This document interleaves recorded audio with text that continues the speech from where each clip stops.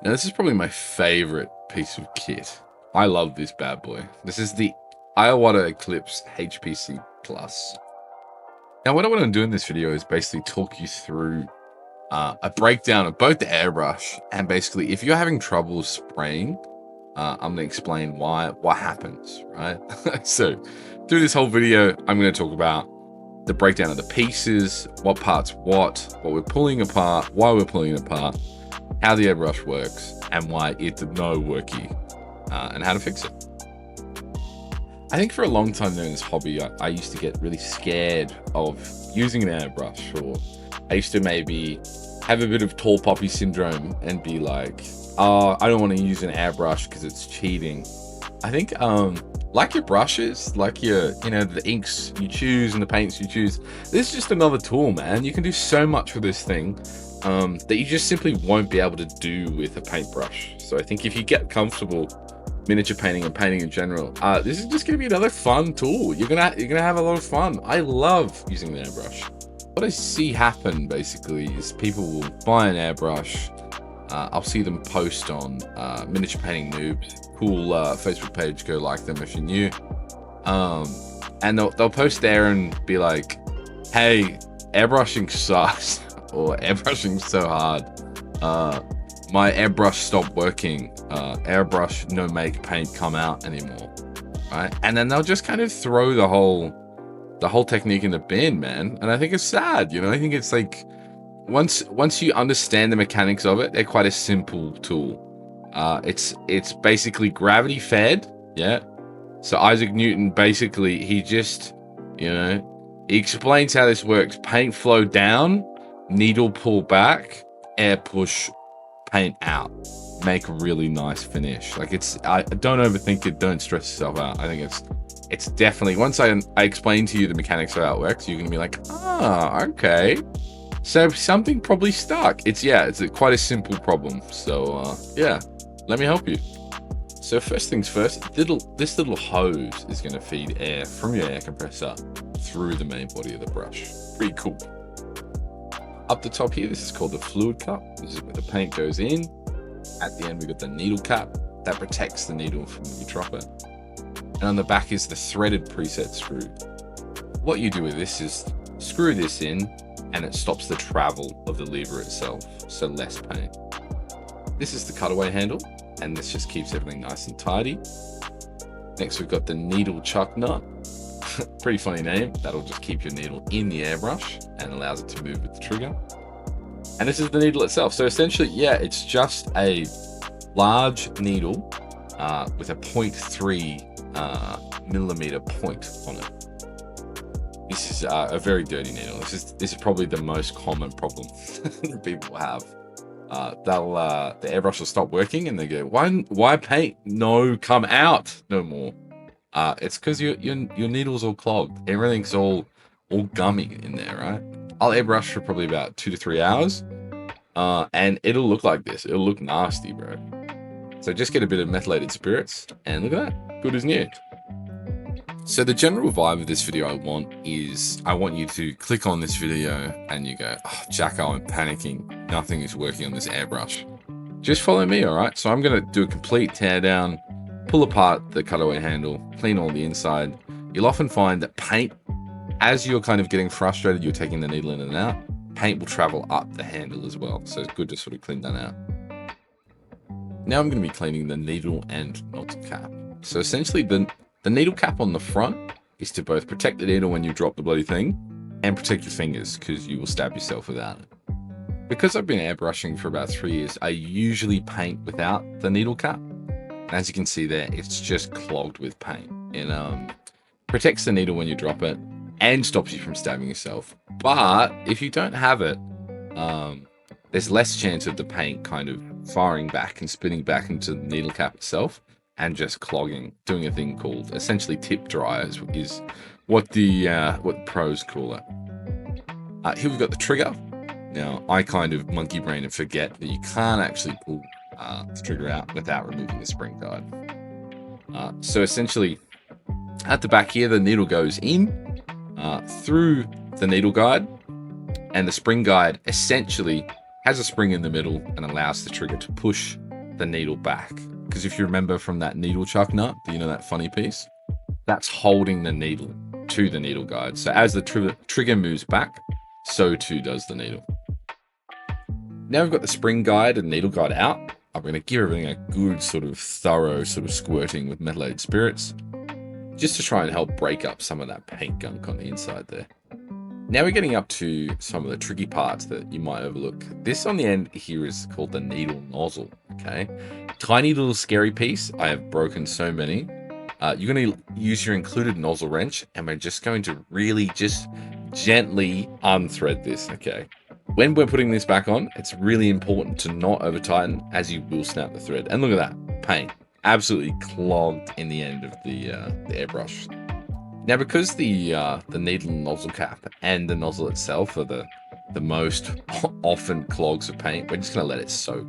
So like I was saying, airbrushes are really simple. You've got the air hole that comes from the compressor, and then you've got the paint hole. Paint comes from the paint cup out the nozzle and is forced out by the air from your air compressor. If you can think about it, it's kind of like you've got me there blowing through a straw, and you're dropping paint in front of the straw. That's basically how an airbrush works. With the nozzle off, you're essentially going to want to look at that. Look at that nasty gunk, dude. Looks like cottage cheese.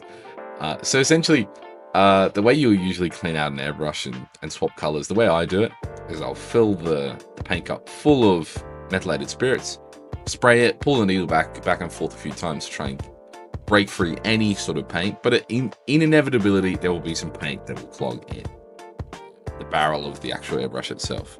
So it's important, now that we've got the nozzle off, we're going to clean up as much excess paint as we can. So I do this just by shoving a paper clip up the end of it, kind of sounding my airbrush.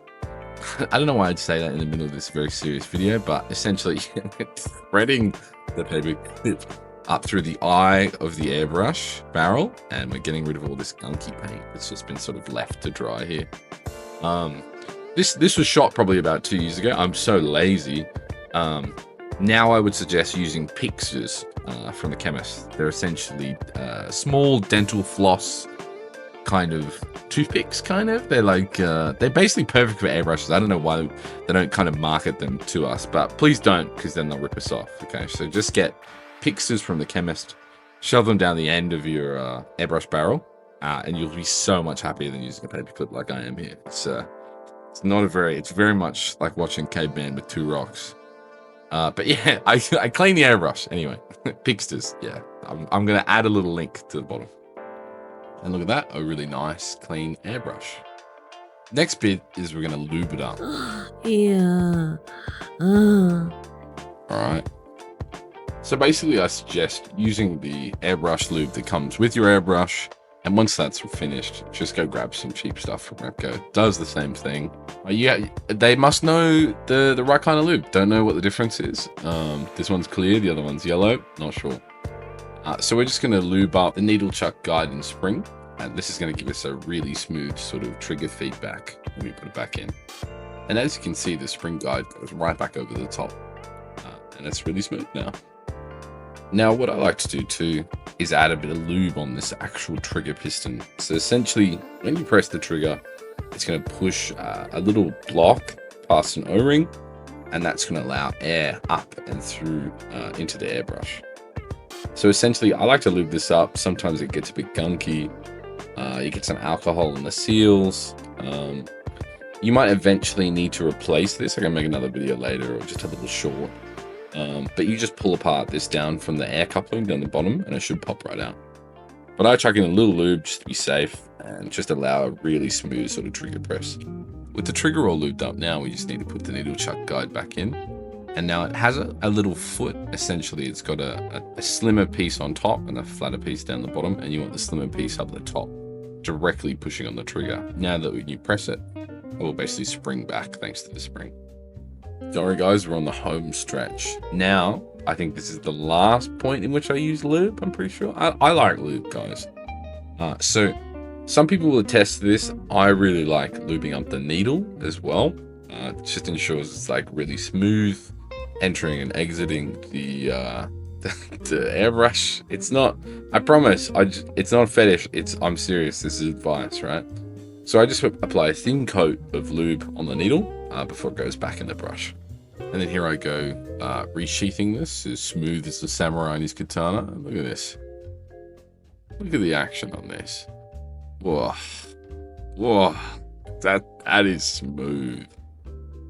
And now that I'm happy that there are no clogs, I take the needle back out. I'm going to start reassembling with the 3 other bits we left to soak. I don't know if you remember them. So we've got the nozzle, the needle cap, and the nozzle cap, which we're going to put back on. Look, watching this back in the edit, it is painful to watch. You'd think I would just take that lubed up glove off, but in the name of aesthetics, I'm glad I kept it on. So essentially, once you've got it on there, really listen to the tension in your hands. You don't want to over tighten this thing. You will snap off the thread, and then I'll have to make another video when you comment in the comments, okay? Once you get any resistance, I want you to just get your hands off the wrench, okay? Any resistance, it is a very tiny thread, and you will snap it with your big monkey fingers, okay? Listen to your hands. With the nozzle back on, now we can put the nozzle cap back on. So you know how I was saying needle cap, nozzle cap? So try to remember it. So first the nozzle, then the nozzle cap, then the needle cap. So all this does is force the air back through that tiny little hole between the nozzle and the needle. And essentially you can airbrush without this next bit. This is the needle cap. Bit annoying. Once you get comfortable and don't stab yourself, I think you can take this off. But if you're a beginner, just leave it on. Not hurting anything.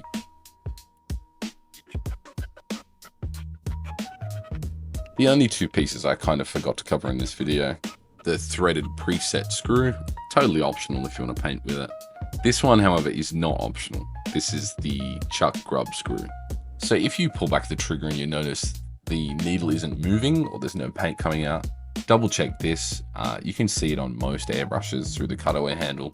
Now that she's all clean, give it a quick squirt, and look at this. You should be able to get some really thin lines. I've just put a little dollop of water in there. Look at that. Incredible, like brand new, baby.